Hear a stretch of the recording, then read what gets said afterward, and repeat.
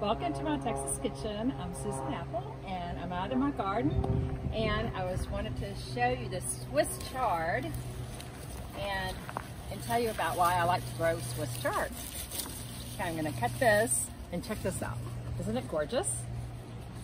There's different varieties. So this variety just has this kind of white stalk, and then we have like the traditional Swiss chard with the red stalks right here, and that's so pretty. I love that. But when growing up in Louisiana, my dad always loved to grow Swiss chard. And I think one of the reasons it's so fun to grow is because anybody can grow it. I've tried to grow different things, and this is like works every time.